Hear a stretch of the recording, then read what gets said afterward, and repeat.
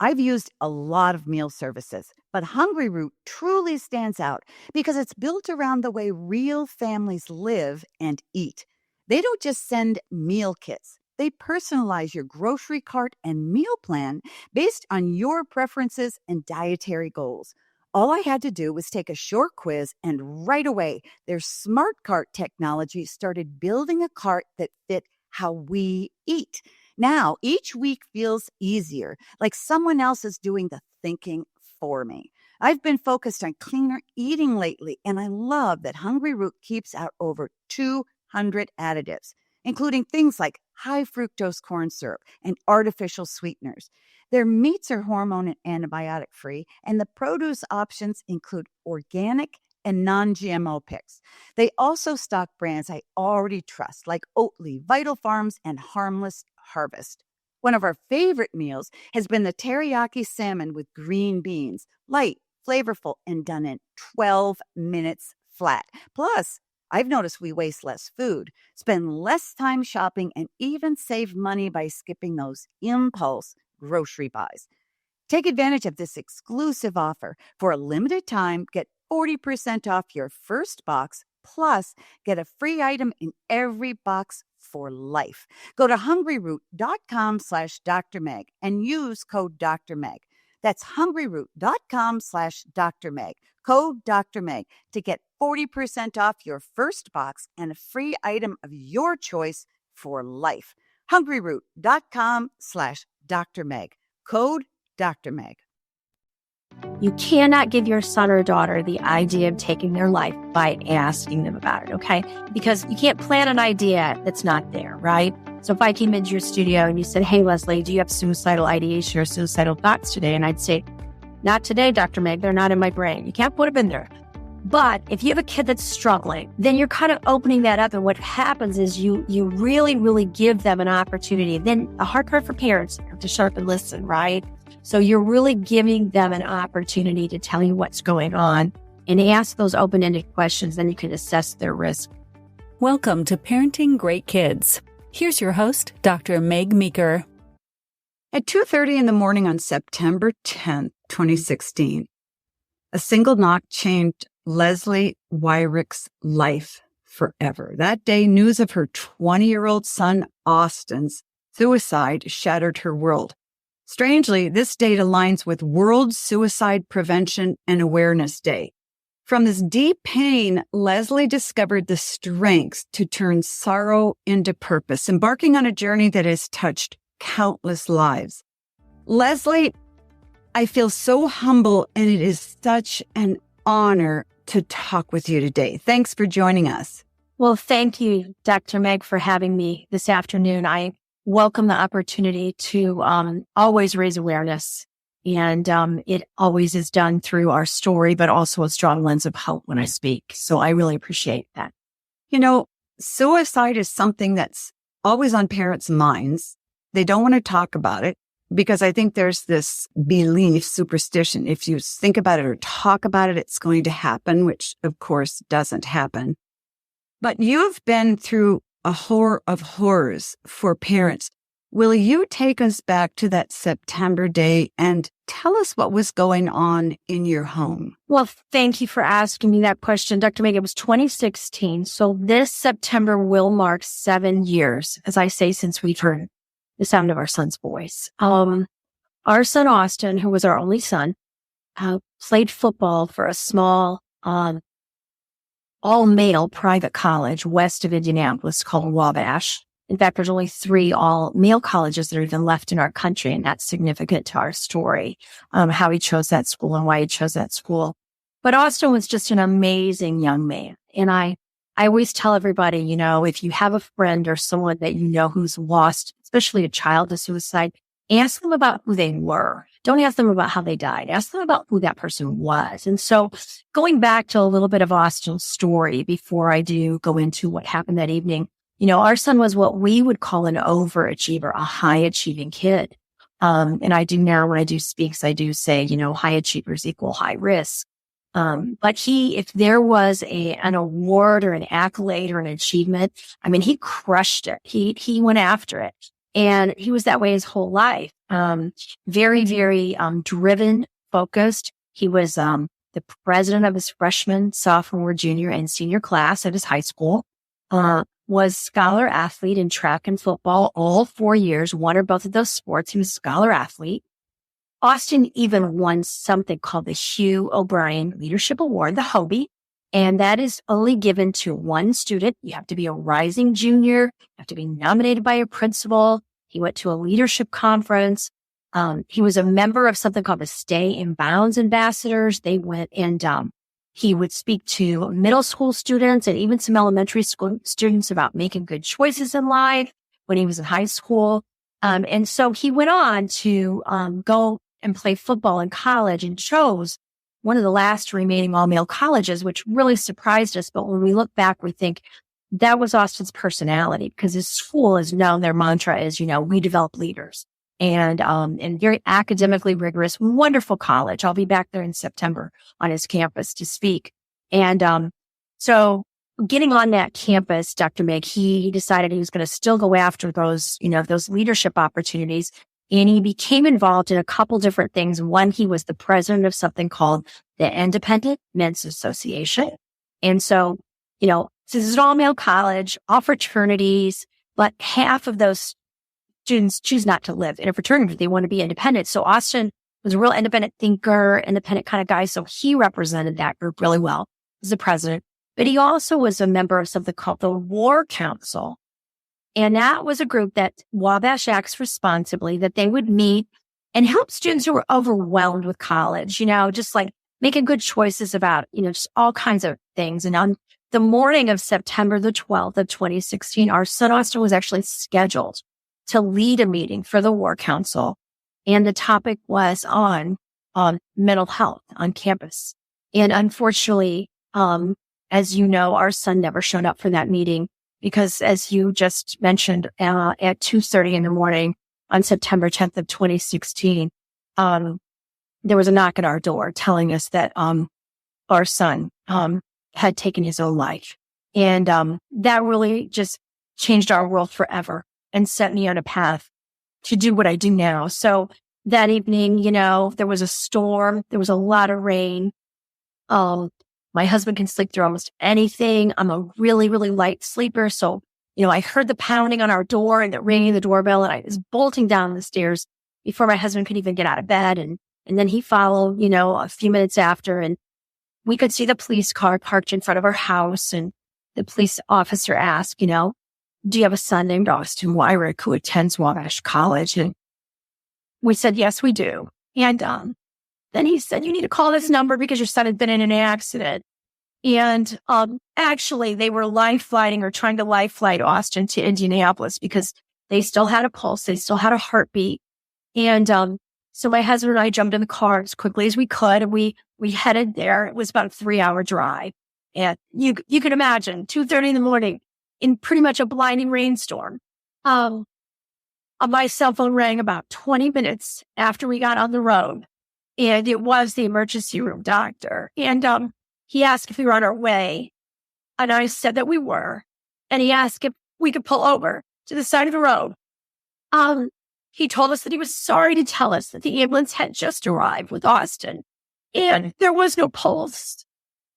And, my husband and I just sat on the side of that road for a while.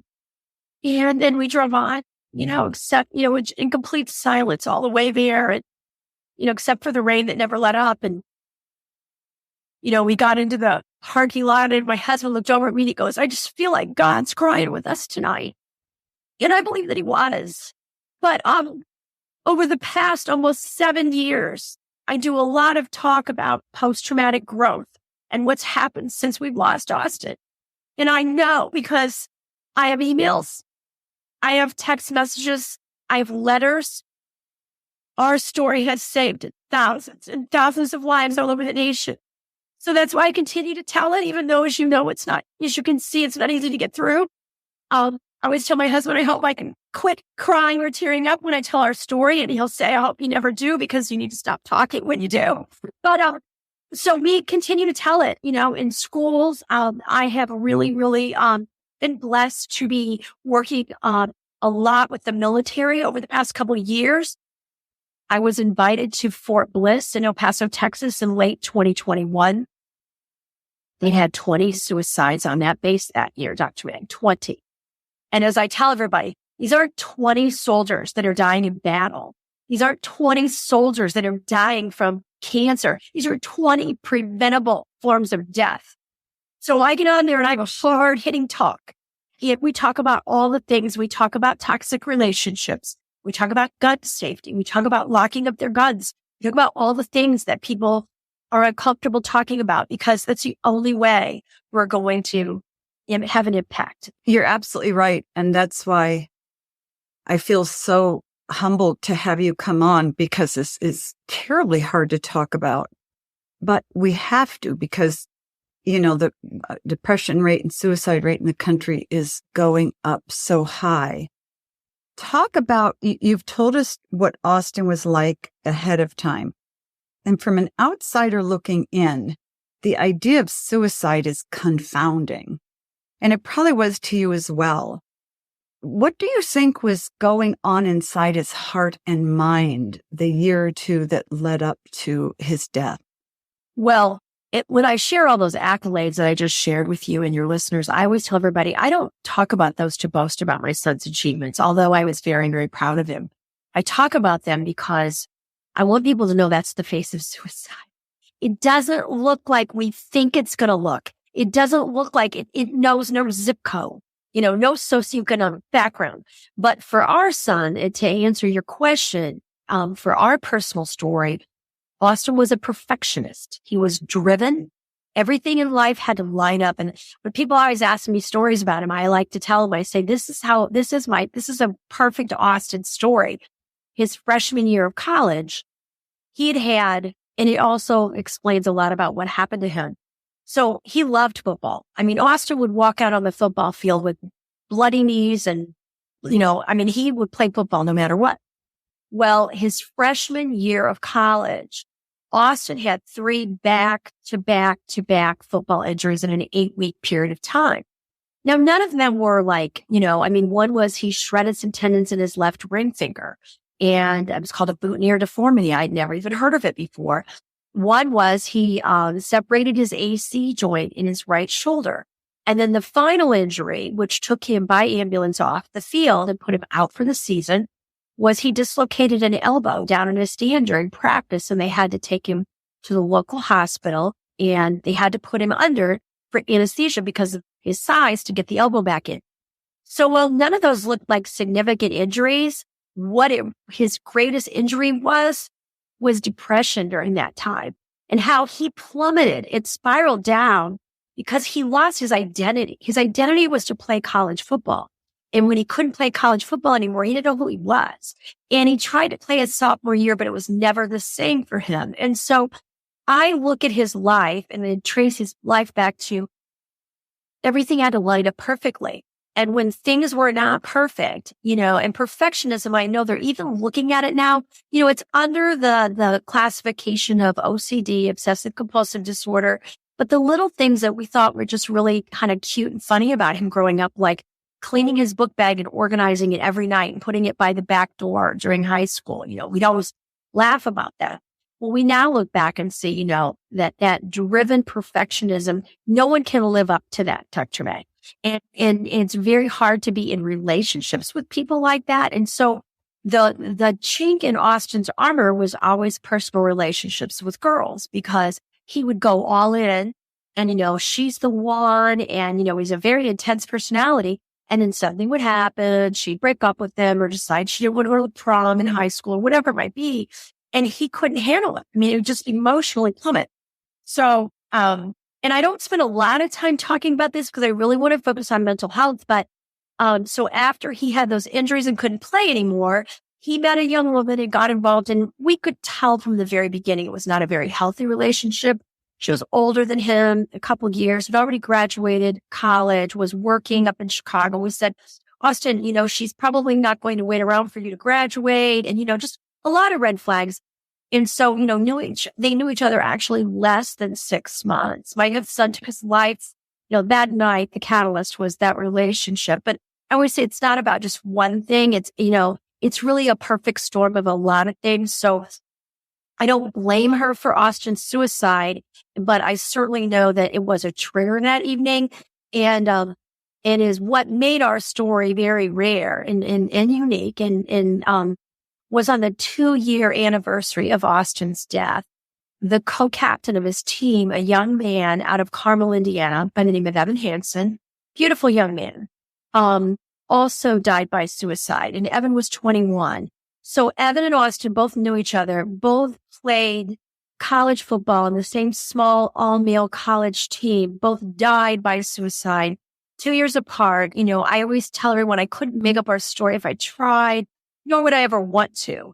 But what happened with that and what I believe the post-traumatic growth that came out of that is Evan's parents, Chuck and Mary Hansen, who become very, very good friends of ours.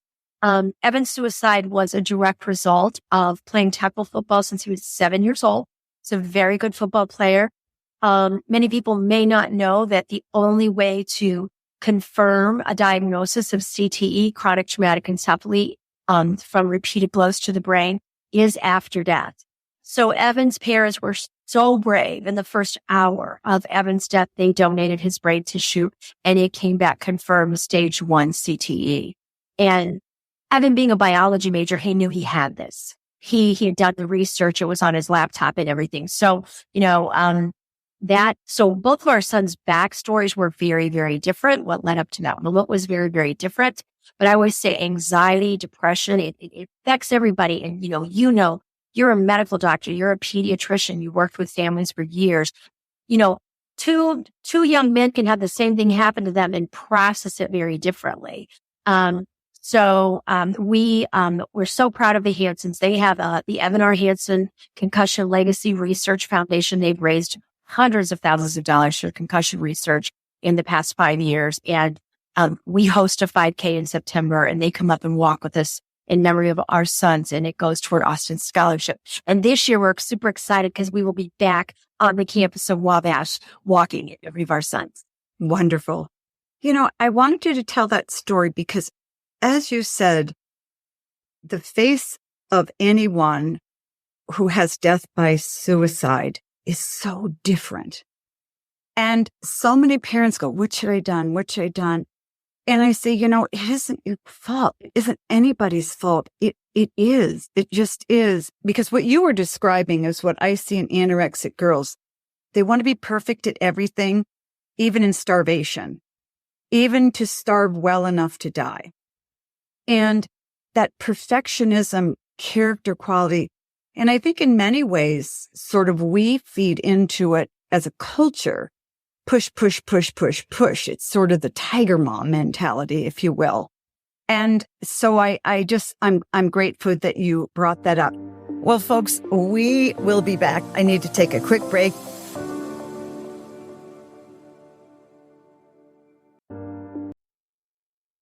I've had so many parents say, Dr. Meg, my child is bright, but they're struggling in school and I don't know what to do. If that sounds familiar, you're not alone. And that's why I'm excited to share K-12 powered schools with you. K-12 offers tuition-free, accredited online public education for grades K through 12. These programs let kids learn at their own pace with built-in flexibility that supports different learning styles and family needs. And unlike homeschooling, K-12 provides certified teachers who guide your child's education online. The lessons are engaging, the technology is hands-on, and your child gets real opportunities to connect with clubs, extracurriculars, and even in-person events. As a mom, a grandmother, and a pediatrician, I know how powerful it is when education meets your child's needs instead of the other way around. So if you're looking for something different, something better, go to k12.com/Dr. Meg and find a tuition-free K-12 powered school near you. That's k12.com/DRMEG, all caps. Some days, parenting feels like chasing moments that never quite land. You ask a question, they shrug. You try again, they look at their screen. And you wonder, why is this so hard? That's why I love FamGabs. It's a 70-card deck created by a child therapist who spent 16 years working directly with families, helping parents and kids break through the awkward one-word answers and really connect. The questions are open-ended, thoughtfully chosen, and designed to get your child talking and keep the conversation going. There are even bonus cards just for parents to help you build your confidence in your connection toolbox. If you've ever wished for a better way to understand your child or just to have more meaningful conversations as a family, FamGabs is such a gift. Search FamGabs on Amazon and use promo code Dr. Meg Pod during checkout to get 10% off your order. That's FAMGABS on Amazon. Use promo code Dr. Meg Pod and get 10% off your order.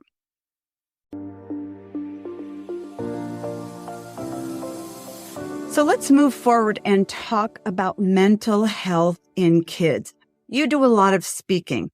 Talk to me about how you open your talk. So a real fortunate thing for me was during COVID, when COVID locked the world down, and I'll tell you what my aha moment was. I was working full time as a recruiter, and had a great job, loved what I did, and I thought I would retire from there. And I was trying to get out on kind of my lunch hour after work in the evenings and just do a lot of mental health talks, fundraisers and things. So, on February 25th of 2020, which is a significant date, I took a PTO day and I went to speak at a high school. And so getting back to how I opened my talk. So I went to speak at a high school, a charter high school, close to Notre Dame in South Bend, Indiana. And for some reason that day, I speak in health education classes. We talk a lot about the brain and the prefrontal cortex and impulsivity and all the things, because they have to understand their brain so they understand why they do the things they do. And so I told my husband, I'd never done this before, and now I open all my talks this way with young people. I ask them if they'll raise their hand. I ask, would you mind raising your hand if you have lost or loved or known someone who has died by suicide? And in that class, I was standing behind a podium that day, Dr. Meg, and I kind of thought, maybe a handful of hands would go up. Probably 3/4 of the class raised their hands. And I told my husband, it's a good thing I was behind the podium because I kind of grabbed the podium. I sort of gasped. I was shocked. I mean, I speak for a living on suicide prevention, and I was shocked. So I thought, okay, I got to ask that question again and again and again. So all 3 classes I asked, all 3 classes, at least over half of every class raised their hand. So I went home that day and I kind of said to my husband, I've written about this. And I said to my husband, I don't know how I'm going to do this because, full disclosure, I'll be 64 in September. I've got to get out and, speak to these kids more. And so we had kind of talked about it. We're people of faith. We prayed about it. We talked about it. And I said, I need to do this full time. So that was February 25th, right? 3 weeks later, the world clamps down. And so I knew, and I tell everybody this, and I mean this with all humility, COVID actually did the marketing for what I wanted to do because COVID revealed everything that was already there. People think COVID created all this mental health crisis, but then I have started getting more and more and more people asking me to come and speak. And the schools were locked down. So the community mental health center where I lived at the time, they had heard me speak at a civic event. And they said, hey, we want to have a targeted, it's a large community mental health center, serves 2 counties, about 25,000 clients a year. We don't do anything earmarked just for suicide prevention. Would you consider joining us? Well, it's a pandemic, Dr. Meg. The world closed down. Why not? Right? So I said, let's see what this would look like. I said, we need to get into schools. We need to have targeted programs in the schools. And I'm a real proponent of upstream approach. I'm like, we need to teach techniques and resiliency and all these skills before our kids are ready to jump off the bridge. We need to move upstream, teach these, right? Which is wellness. I mean, wellness is suicide prevention.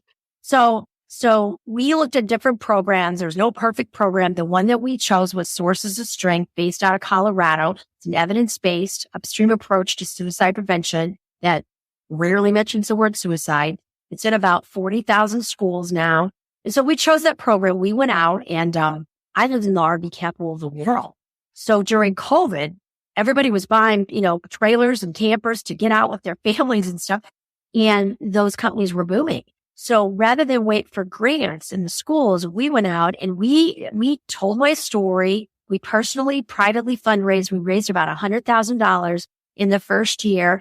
Proud to say Austin's high school in Goshen, Indiana was the first high school to formally implement sources of strength in their curriculum. And they'll be going into year 3 this fall that they'll have that program. Yeah, it is working. And it's the key to that program, Dr. Meg, which I think is to a lot of things, is it's peer led because students listen to other students, right? We know that the data shows us in that program that a student we call them, there's peer leaders and then there's adult advisors that work together in that program. We say a peer leader is 4 times more likely to hear of another student who's about to harm themselves before a teacher would, right? Like in the bathroom or, So the beauty of that program is training these peer leaders to kind of be the eyes and the ears and work within their own culture and their own groups of influence to turn it around. Yeah. Talk about the specifics of the program. So if you go in and you've opened it up, I think parents would like to know, okay, what are the very specific steps that I should do or that I should take that programs that you work with do? I want to circle back to something you said that was very important at the beginning. One fallacy, let's just break it again. You said it, we can't say it often enough. You cannot give your son or daughter the idea of taking their life by asking them about it, okay? So that's 110% false. Because you can't plan an idea that's not there, right? So if I came into your studio and you said, hey, Leslie, do you have suicidal ideation or suicidal thoughts today? And I'd say, not today, Dr. Meg, they're not in my brain. You can't put them in there. But if you have a kid that's struggling with depression or like Austin was as his back-to-back injuries, if you go and say, I've noticed something's different, you're not hanging out with your same friends, you're sleeping more, something's changed. You want to talk about it? Then you're kind of opening that up. And what happens is you really, really give them an opportunity. Then the hard part for parents, you have to sharpen listen, right? So you're really giving them an opportunity to tell you what's going on and ask those open-ended questions. Then you can assess their risk. But we can talk about that in QBR. The way Sources of Strength works is we go in and I tell everyone I want to do it's called an all-staff training. When I say all staff, I mean bus drivers, ladies in the cafeteria, anybody that might overhear a comment or have a touch point during the day with that student. You don't think those bus drivers hear stuff? They hear lots of stuff, right? So we want to train everyone. We do a 90-minute training. So they're aware of what the program is. They're aware we're bringing it in. It's a lot of game playing, but every game has a message and a meaning behind it with connection, community, all of that. So we do that. And at the end of that training, we say, who thinks they'd like to be part of this program coming forward? We can take teachers, coaches, love people in the community, youth pastors, anybody that works with young. So how this works in a perfect world, we would like 10% of a diverse student population to become what are called our peer leaders. And when I say diverse, I always tell the teachers, I'm like, listen, this can't just be the kids you like. Like, I don't want the whole football team. I'll take one football player. I don't want the whole marching band. We'll take one marching band member. But I have some teachers that have given me some pushback, and they'll say, Leslie, I don't want him to be a peer leader because he's a behavioral problem in my classroom. And I'll talk to the teacher. I'll say, let's think about it. He's an influencer and someone's listening to him. We got to give him a new script. That's what we've got to do. So those kind of kids, when we invite them into the program and they have a letter, they take it home. It says, you've been nominated to be a peer leader. So once we identify the adults that want to be part of the program, usually it's the guidance counselors, the licensed clinical social workers. They will nominate 10% of the student population to become peer leaders. And then we do an all-day training. The first half of the day is with the adults and the adult advisors. We bring in lunch. The students and the adults have lunch together, and then the peer leaders come in the afternoon. We're starting that because the beauty of this program is in relationships, right? And anybody that follows me on LinkedIn, they're probably sick of this hashtag, but I say connection is protection. And what I mean by that is these relationships, most students, the problem is when they get in trouble, they feel like there's not an adult in the building that they can trust, that they can go to, or they have a relationship with. So what we're trying to do is build those connections and build those relationships. So this program is based off of what we call 8 protective factors. And many times, people always ask me about risk factors for suicide. And I say, Dr. Meg, I'm like, I can talk about risk factors all day long. So what are those 8? Because there'll be parents listening today who aren't in a program and they just need to know for themselves. So what are those 8? Great. Let me go through them. So the 8 protective factors, the first 3 I tell you, and I have a sources of strength wheel, and each one has a color on it. And we can drop a link to this also for your listeners. But the first 3 I say are your people, they're your tribe. Okay. So the first one is family support. We know that looks different for every kid, right? Family support, positive friends, and mentors. Okay. That's the first 3. Do you know if you put a mentor in a young person's life, say like junior high, high school, they continue on through school with them, they're 80% less likely to develop a drug and alcohol problem in their lifetime. Over 50% of all suicides involve drugs and alcohol. So that one factor is incredibly protective. And I tell parents, I'm like, don't take it personally if your kid doesn't want to talk to you when they're a teenager. They're a teenager. But make sure they've got good voices and good adults and good mentors in their lives. So how does a parent find a good mentor? Can it be a family member? It can be a family member. It can be a coach. It can be a youth pastor. It can be a friend. It can be anybody. One of Austin's mentors, of course, was our next door neighbor. He'd go over there every day after school. He had a golden retriever, go to the fence. They talk about sports. So it can be neighbors, it can be coaches, it can be friends, it can be family. Okay. So the first 3 are family support, positive friends, and mentors.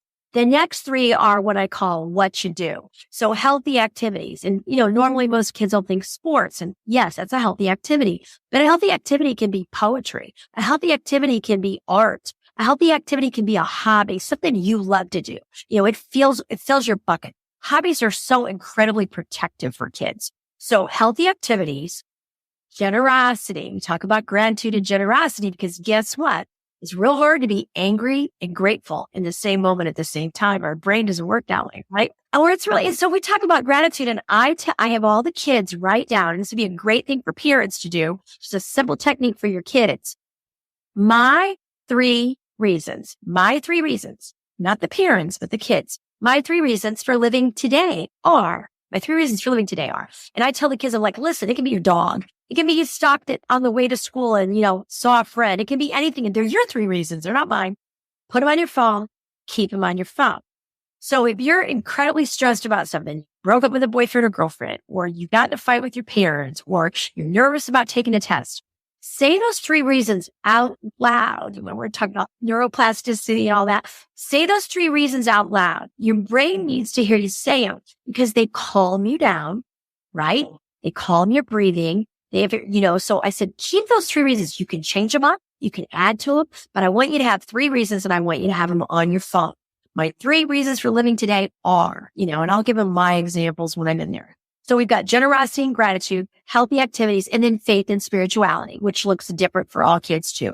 We know that faith is incredibly protective. It's part of my story. I share with them, your faith may be different than my faith. Maybe you go out on a summer night and you look up at the stars and you feel like, wow, that's spirituality. So I give them different examples. And then the final 2, Dr. Meg, are physical health and mental health. And we break that down. I say, how many of you got at least, 8 hours of sleep last night? Well, none of them did, right? So they're all falling asleep in the classroom. So I say, how many of you drank some water during the day? So we talk about changing up some of their eating, like making sure you're getting fruit, making sure you're not eating cheeseburgers all day. So we talk about physical health.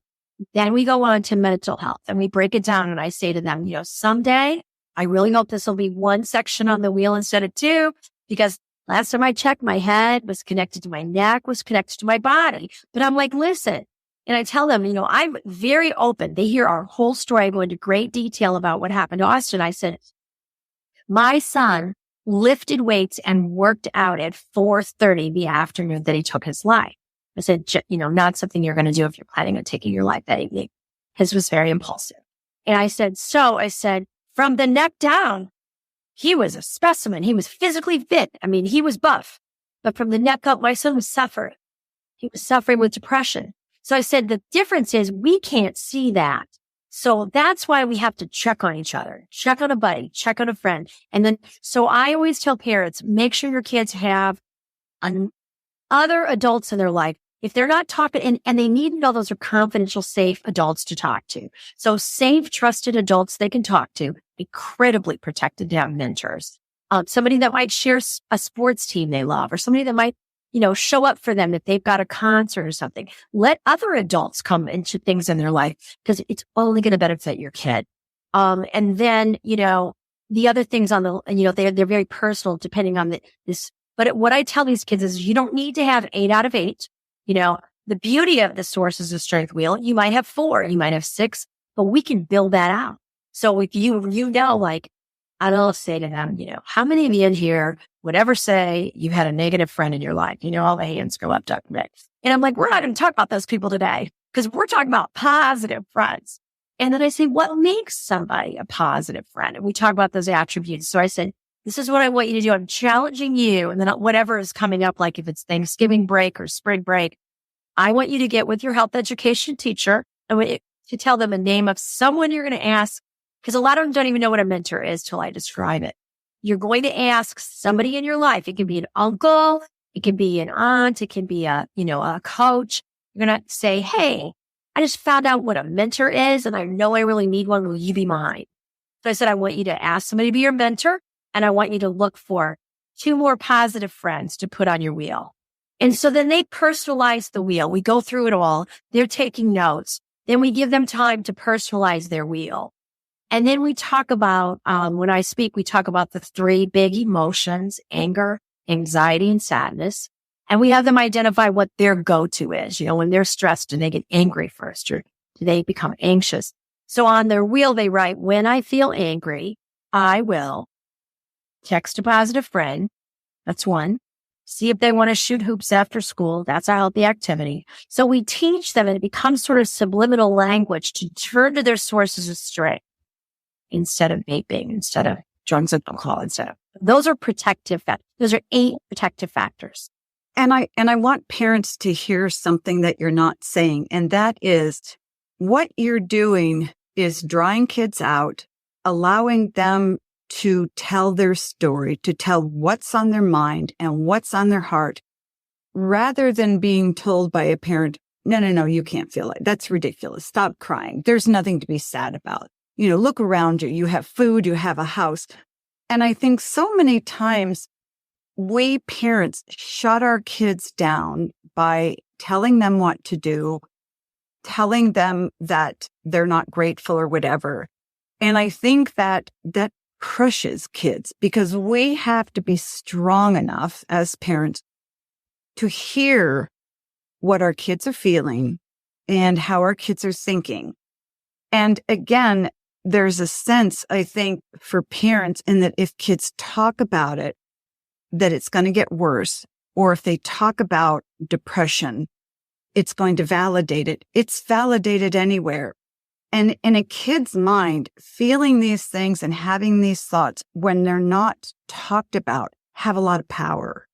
And when you bring those out and you talk about them to somebody and you're not shut down, they tend to lose that power. And I think that so it's no wonder that your program works so well. We only have a couple minutes left, Leslie. So what is your program? What is your go-to, and how can people learn more about it?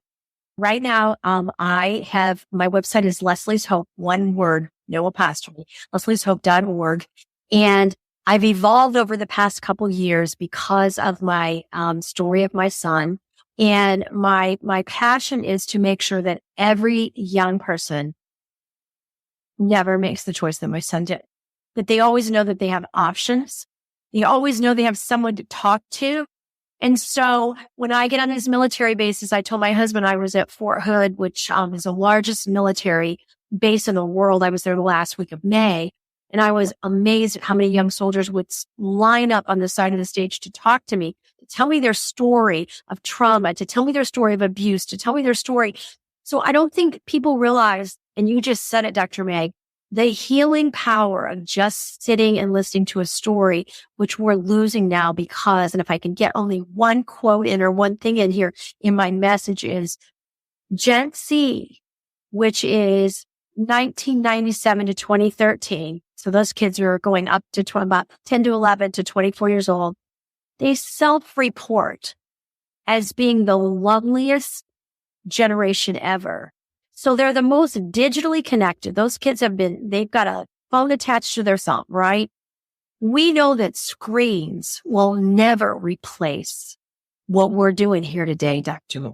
Eye to eye conversation. So what heals us and what's going to turn our suicide statistics around is making sure that we know our kids feel safe talking to someone. And if it's not you as a parent, and it's hard to keep your emotions in as a parent when your kid tells you something, find a trusted adult that your kid can go to. Okay. So having those mentors, having those trusted adults. So for my program, I'm trying to get out. It is my goal. I would say I want to speak till I'm 70. I'll be 64 in September. It's my goal to speak on every military base possible because and it's predominantly young men. I do speak with some young women, but those are someone's sons, someone's brothers, someone's husbands. I want to make sure that those young men know that they have a safe place that they can go to, that they can talk to, that they do not need to pick up a firearm and end their life, and that there are better options. And they don't need to be afraid or embarrassed, but they do need someone to talk about it. Wow. This has been an incredible show. And Leslie, I'm so sorry for what you went through, but I'm so grateful for what you're doing. Thank you. And, God is going to use this to save so many lives and to help so many parents and help so many kids. My guest has been Leslie Weirch. How can people find out about you? You said leslieshope.com. They can just reach me at my first name, Leslie, Leslie, at Leslie's Hope, LESLIESHOPE.org. Before we go, I'd like to extend a personal invitation to explore drmegmeeker.com. It's a rich source of parenting resources that I've thoughtfully gathered just for you. From articles to additional podcast episodes, you'll discover a wealth of valuable insights and practical advice to support you on your parenting journey. That's drmegmeeker.com. Thank you for being an essential part of our community. And always remember, great kids are raised, not born.